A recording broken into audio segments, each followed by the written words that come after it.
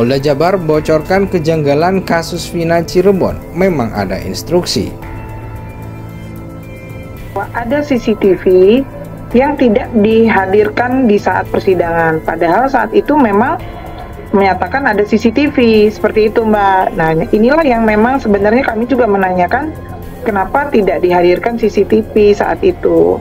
Namun jawabannya belum bisa kami dapatkan, Mbak. Kan memang lebih dulu saya mendapat CCTV ini sebenarnya sebelum ini terpublikasi ke media.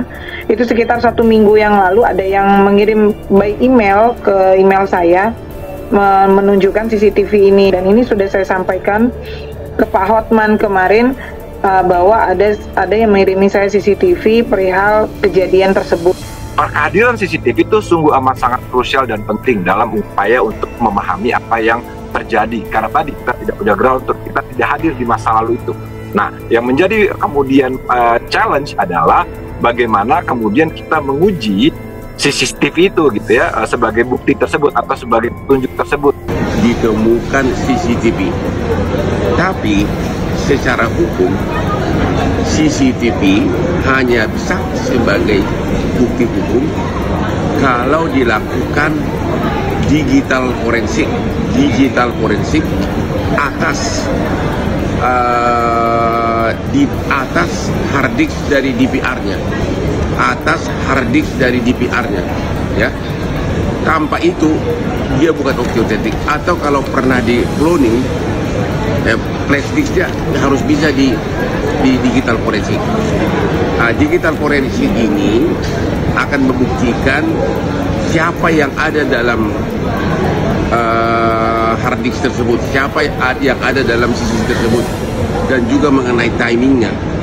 Kalau sudah pernah di cloning, yang di cloning itu yang di digital forensik.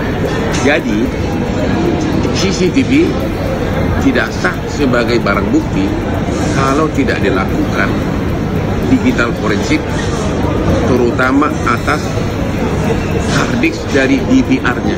Seandainya orang yang tidak bersalah dihukum, dan tidak boleh lagi kalau misalnya dia menyatakan begini akan kena undang-undang ITE. Karena ini kan proses berargumen, karena polisi juga waktu itu harusnya seorang tersangka didampingi pengacara, kemudian tidak didampingi pengacara, berarti polisinya juga bisa dikenain undang-undang juga dong, melanggar undang-undang. Iya, Bang Farhad. Karena juga undang-undang ITE juga dong, karena ya. Sebelum kita membahas soal karena itu, polisi juga kebal hukum. Ya. Saya keberatan dengan Pak Farhad mengatakan polisi itu kebal hukum nih. Karena saya di bekas polisi dan saya tidak merasa kebal hukum. Hati-hati kalau bicara di media. Pak Farhad ini kan baru. Dia tidak tahu bagaimana saat ini Mabes Polri, Polda dikawal oleh Kompolnas dan juga dari lembaga lain termasuk Irwasum sudah turun, makanya melakukan eksaminasi dan diperolehlah namanya si Peggy. Nah, saya kira memang kan Pak Farhad baru. Ini versi beliau. Tentunya saya kira lebih baik sahabat saya ini mempelajari dulu kasusnya sebelum mengambil suatu kesimpulan.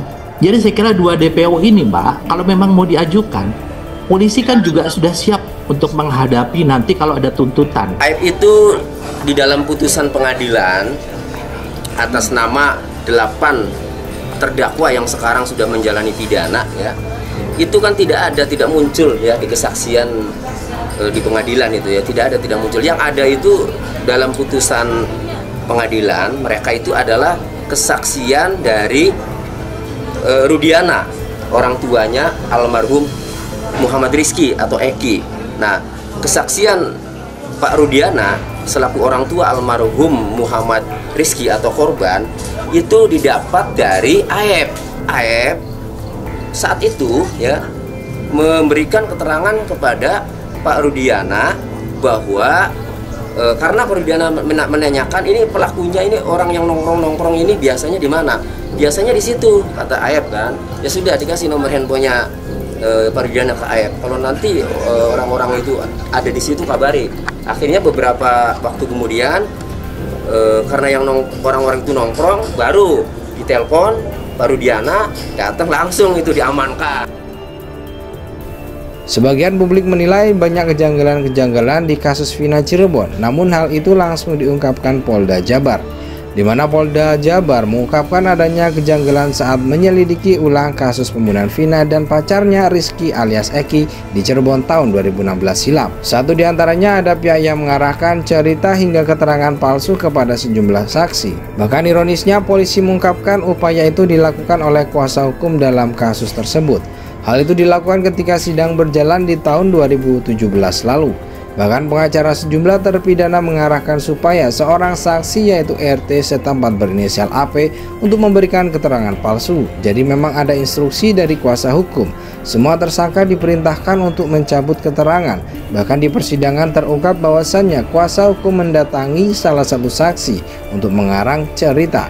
Beber di Reskrimum Polda Jabar Kombes Pol Surawan. Dia menyebutkan keterangan cerita itu menggambarkan seolah-olah pada malam kejadian pembunuhan Vina mereka sedang tidur di rumah RT berinisial AP.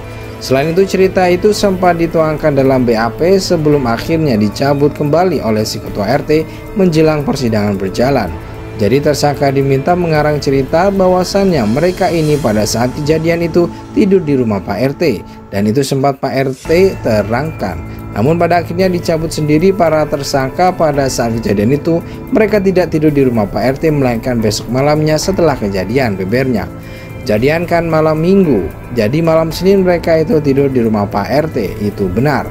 Jadi Pak RT waktu itu sempat mengaku bahwa mereka tidur, akhirnya dicabut pada saat sidang. Dan itu menurut keterangan dari para saksi itu adalah permintaan dari kuasa hukum tersangka dan keluarganya. Lanjutnya mengungkapkan seperti yang dilansir dari berbagai media massa Rabu 29 Mei 2024. Kemudian dilansir kembali dari berbagai media massa belakangan ini diketahui pengacara yang disebut Surawan adalah Jogi Nainggolan. Kemudian saat dikonfirmasi soal hal itu, Jogi membantah atas keterangan tersebut. Jogi justru mengatakan bahwa ketua RT berinisial AP itulah yang telah mengarang cerita. Sebab ia memastikan pada malam kejadian pembunuhan Vina, para kliennya sedang tidur di rumah RT tersebut. Bohong justru dia yang berbohong. Kejadiannya itu ketika anak-anak muda ini sedang nongkrong di depan warung Bu N. Salah satu anaknya Pak RT itu ikut ngumpul di situ karena mereka di situ gaduh. Bicaranya kenceng, ribut, kemungkinan mengganggu ketenangan Ibu N yang mau tidur. Jadi mereka semua pindahlah ke rumah RT bersama anaknya, kata Jogi Nainggolan seperti yang dikutip dari berbagai sumber Rabu 29 Mei 2024. Akhirnya mereka tidur di sana sampai besok paginya. Jadi pas kejadian mereka hanya ada di dua tempat, di depan rumah Ibu N dan di rumahnya si Pak RT ini. Lanjutnya menjelaskan, bahkan ia mengaku berani mempertanggungjawabkan pernyataannya sebab pada malam penangkapan para kliennya anak RT berinisial AP pun turut dibawa untuk diperiksa polisi.